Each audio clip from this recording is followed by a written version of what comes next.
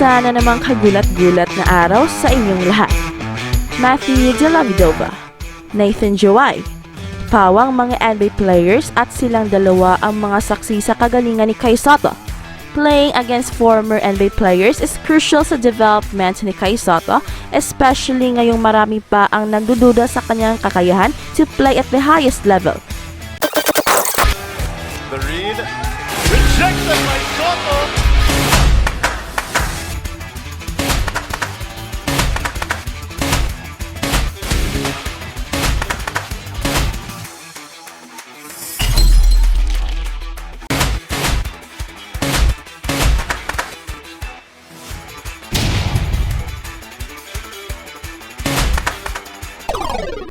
Ito'y magandang sukatan kung nasaan na ba talaga ang level of skills ni Kaisata and if he is indeed NBA ready already.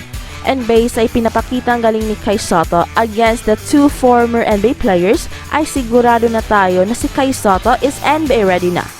But the scary part is the fact na kahit NBA ready na si Kaisata ay hindi pa siya ngayon isang finished product.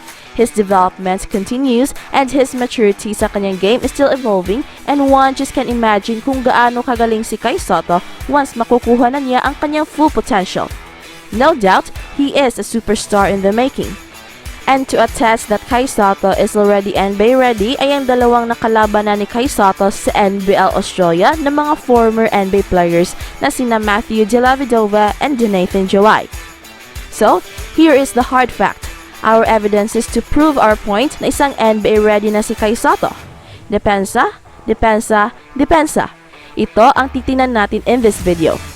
Titinan natin ang kanyang speed and power sa depensa and we have concrete evidence to prove na kaya na ni Kaisata ang depensahan sa NBL.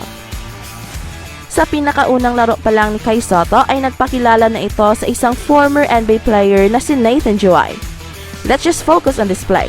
Look at Nathan Jawai challenging the 19-year-old rookie.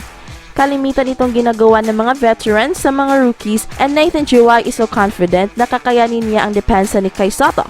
But look at what happened. Butata. Clear block and Kaisata is giving the NBA veteran a lesson to ponder. Not against a legit 7-3 player. Let's break down this play. Look at how Kaisata guarded Nathan Jawai. Look at how Kaisata used his power here. Sa unang dribble pa lang ni Nathan Jawai ay sinalubong na kaagad ni Kaisata. And look at his feet. Palaging nauuna sa offensive player. Kaya nakakasabay si Kaisata dito. At dahil nauuna ang kanyang kaliwang paa, Kaisata is in the right place to block the shot dahil hindi siya napag-iwanan the whole play. And the result is a big block. Okay, mas clear dito sa replay. Ito yung sinasabi nating kaliwang paa ni Kaisata na palaging nauuna every time Nathan Jawai makes a move. Kaisata made sure na makakasabay siya at palaging nauuna ang kanyang mga paa. And to make sure na hindi maiwanan si Kaisata if Nathan Jawai will make a spin to the right, sinandala ni Kaisata sa kanyang kanang kamay ang likod ni Nathan Jawai. Very good fundamentals. And true enough, pinahiya ni Kaisata ang ex-NBA player, burly center ng Cairns Taipans na si Nathan Jawai. Dito pinakita ni Kaisata ang kanyang low post defense na talagang very solid, na kahit napakalaki at napaka-experienced na big man ay walang nagawa sa kanyang depensa. Isang skill ni Kaisata na ngayon pa lang ay kinatatakutan na ng buong NBL.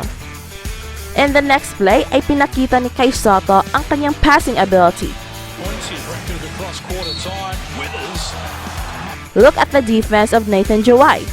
Practically ay talagang iniwan talaga si Kaisata sa labas at walang depensa. Walang respeto sa shooting at passing ability ni Kaisata. And in this case ay ginulat si Nathan Jawai ni Kaisata sa kanyang passing ability. In other words, kahit dalawang play lang ang nakikita natin versus Nathan Jawai, still it is enough proof na talagang merong taglay na galing si Kaisata na hindi pa nakikita ng lahat. As the season progresses, ay it is expected na dadami pa ang mga ganitong moves ni Kaisata, from blocking shots to setting up his teammates. Lahat ng yan kaya ni Kaisata. Then we have Kaisata versus Matthew Dellavedova. Dito naman pinakita ni Kaisata ang kanyang depensa during cross matches and switches. Let's break down this play at kung papaano dinapensahan ni Kaisata si Matthew Dellavedova one-on-one. Dito pa lang ay very effective na ang depensa ni Kaisata. If not for Kaisata's long reach, ay sure 2 points na ito para kay Matthew Dellavedova. But because of Kaisata's presence ay mintis ang tira. Pero nakuha pa rin niya ang rebound. At wala nang nagawa si Kaisata but to play defense against Dellavedova one-on-one. Let's play it! Look at the offensive alignment ng Melbourne United dito. Clear out offense ito para kay Dellavedova dahil they feel na ito isang mismatch in favor of Dellavedova. But look at how Kaisata play defense. Tingnan nyo ito ng mabuti. This is very important. When Dellavedova dribbled with his left, ay ini-overplay ni Kaisata ang kanyang right side to prevent Dellavedova driving to the right. But look at how the defense of Kaisata changed when Dellavedova changed his dribble to his right. And Kaisata has enough speed at nasabayan niya si Dellavedova. At dito, nasa no man's land na si Dellavedova at wala nang magagawa, resulting to a turnover. It's amazing how Kaisata changes footwork at dito makikita natin ang quickness ni Kaisata and his lateral defense is efficient.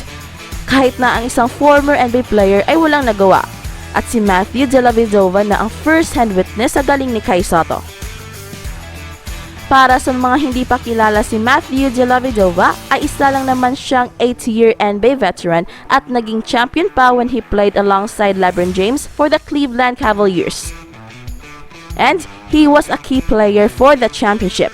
Hindi siya makakalimutan ng taga-Cleveland dahil he was instrumental sa kanilang championship together with LeBron James against the mighty Golden State Warriors. But his best years was in 2015 season na kung saan natalo ang Cleveland ng Golden State Warriors where Matthew Dellavedova played a yeoman's job in place of injured Kyrie Irving. In Game 2 of the NBA Finals against the Golden State Warriors, in the absence of the injured Kyrie Irving, Dellavedova held Stephen Curry to 0 of 8 shooting and 4 turnovers while guarding him. The Cavaliers won Game 2 in double overtime, 95-93, for their first victory of an NBA Finals game in franchise history. In Game 3, Dellavedova scored a playoff career-high 20 points as the Cavaliers defeated the Warriors to take a 2-1 series lead. After the game, Dellavedova was so dehydrated that he needed an IV and he was quickly taken to the Cleveland Clinic for medical attention. In other words, ganyan katindi si Matthew Dellavedova. But yet, Kaisata was able to check him one-on-one sa kanilang tapatan. At bakit big deal natin ito? Well, for a simple reason. Ito kasi ang pinakamalaking katanungan if he can guard during switches against quick guards. And Kaisata just did that. Dito kasi ang maraming nagdududa sa kakayanan ni Kaisata to guard quicker players. Marami ang nagsasabing need pa raw ng improvement ang kanyang lateral. At ang kanyang ability to guard from the outside ay question mark pa raw. Yet, in this play ay pinakita ni Kaisata na sapat na ang kanyang bilis although malayo pa siya sa kanyang full potential. So, one can just think how good Kaisata will be once Kaisata gets into his full potential. At huwag magpahuli dahil baka magugulat na lang kayo sa mga bagong balita. At kung nagugustuhan niyo ang ating channel, ay huwag kalimutang pindutin ang like and subscribe button at pati na rin ang notification bell upang updated kayo sa mga nakakagulat na balita. Salamat and see you around! Tested three, then having the attack on the rim.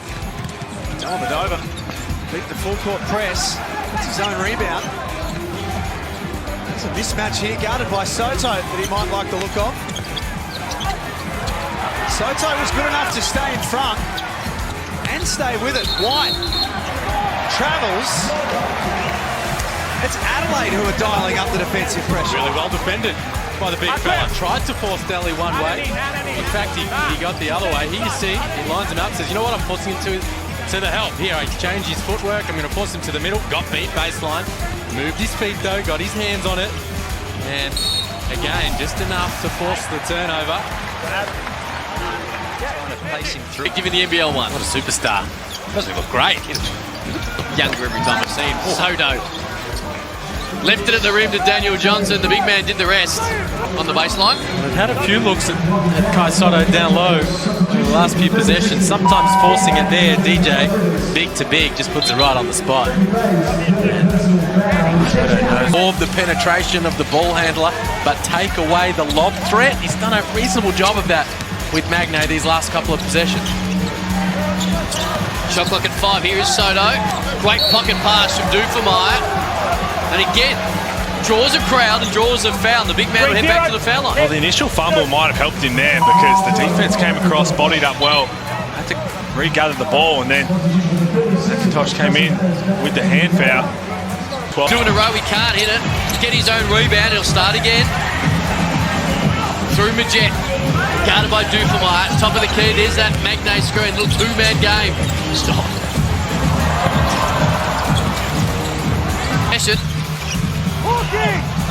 Kenyon, who was trying to find Magne. A little bit. To get louder.